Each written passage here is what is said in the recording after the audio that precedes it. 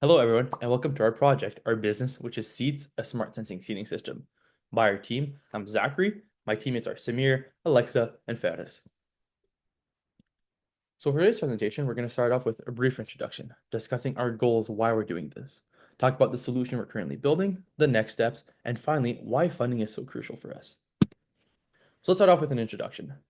So all four members of this team were all students at the University of Ottawa doing a double major in electrical engineering and physics. And as students, we find it very difficult to find places to study on campus. We could go from building to building, from floor to floor, and all the seats seem to be taken. Even then, the library, which is really the central hub of the university, still then, most seats are taken. And if you do find a seat, it's not the right one. For example, people around you being late, you don't have a desk, you don't have a charger, for example, it's not the right conditions.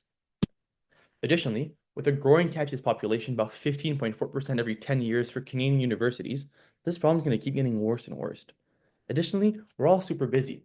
We have exams, we have labs, we have classes to go to. We're on campus so often that in order to succeed, we need to be able to study whilst we're there.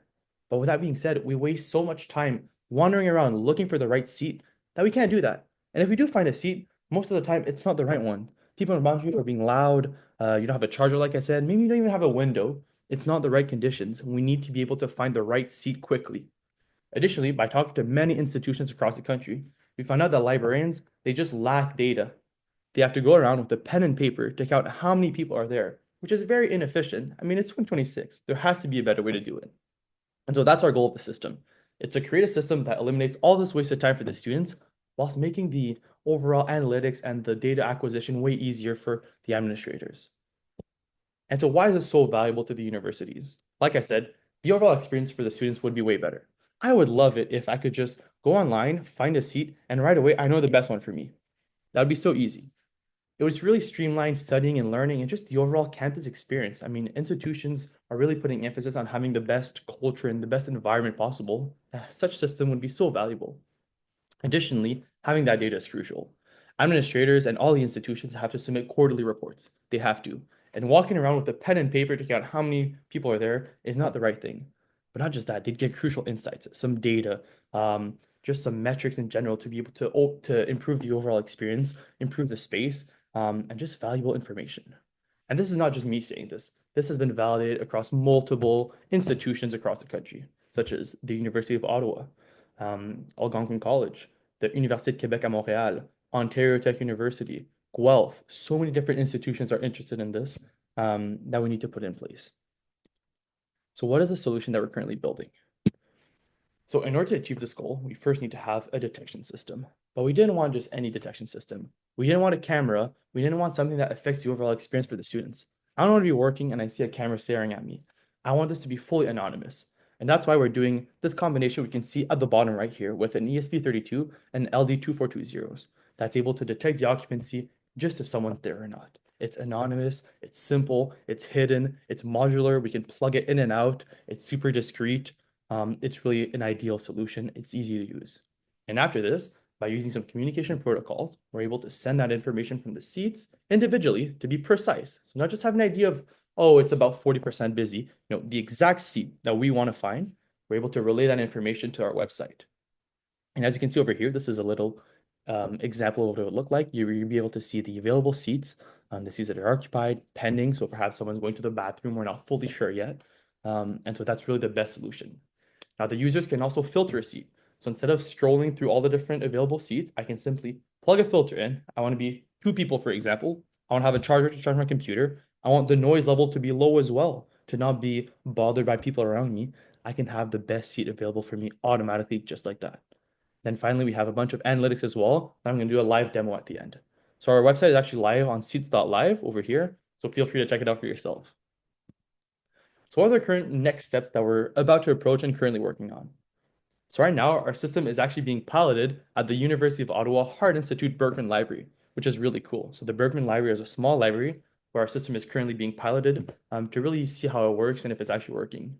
And after being there for more than a week now, we can say that the feedback has been amazing. It's really working as expected, and it's really cool to actually see the system come to place. But nevertheless, after completing this pilot, we want to improve. We want to refine our prototypes to make sure that we tweak the little things that we found out to be able to fully launch to market. After this, a big part is getting certified, incorporating patenting. So as we're selling electronic products, some of these things are really crucial in order to really push our venture forward. And after this, we want to implement other libraries. So like I said, a lot of institutions have shown interest. And so our next steps after that would be to put it in place at Algonquin College, Université Québec à Montréal, Ontario Tech. We really want to meet the matching demand that we have. Finally, we want to advertise our project via social media and contact manufacturers to be able to really scale out um, and do the best to meet the demand, like I said. So now, why is funding so crucial? So as I just mentioned, there's a lot of legal work that has to go into this business. So before selling it with clients and all that, we first need to be incorporated.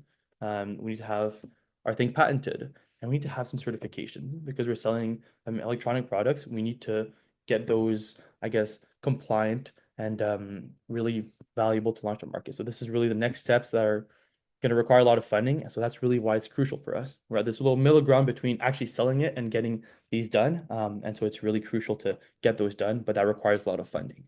Additionally, funding would go to developing, so really refining our prototype. We're almost there, but some small tweaks that need to be applied after our pilot. And finally, manufacturing to be able to get all the components we need to be able to launch it to some of the clients that we have. So thank you. That was my presentation. I have a quick little live demonstration. So if we go to seats.live over here, we get redirected to our website.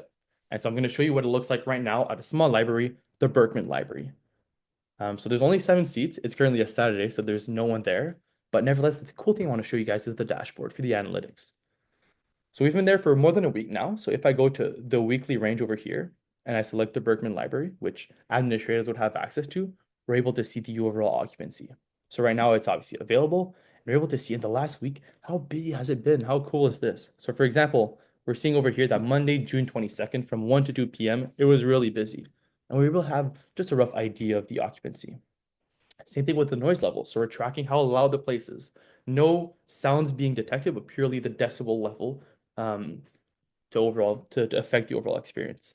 And we're seeing as there's only one zone right now, and there's only one different decibel mean to detect how loud the place is. It's either a 0 or 1, and we're able to see that live right here. We actually have some crucial analytics over here. So the average session length is 31 minutes. Good to know. About 100 completed sessions in the last week. And then the peak usage, which is really crucial to see when's the busiest time, the busiest day, the busiest seat, the busiest zone. How crucial is that to see, for example, in a big institution, oh, well, I need to send perhaps another member to watch because there's a lot of people from 10 to 11 on Wednesdays, for example. Or, oh, this seat is the busiest. Why is that? Can we improve the overall seats around to make the experience better for everyone? Now we're also seeing the occupancy by the hour and by the days of the week. So we're seeing from 10 a.m. to about 1 p.m. It's really busy over here, and that Tuesdays and Mondays are some of the busiest days. So we're seeing that data right here. Yet again, crucial for space optimization and just resource allocation. And finally, it's the same thing. So seeing the busiest days of the week. Why are Mondays and Wednesdays busier, for example?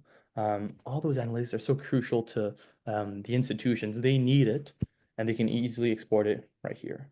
So that's really cool. That was a live demonstration. There's so much more with this website, but nevertheless, I'm going to end my pitch over here. Thank you guys very much for listening. I appreciate it, and I hope you get to speak in the future. Thank you.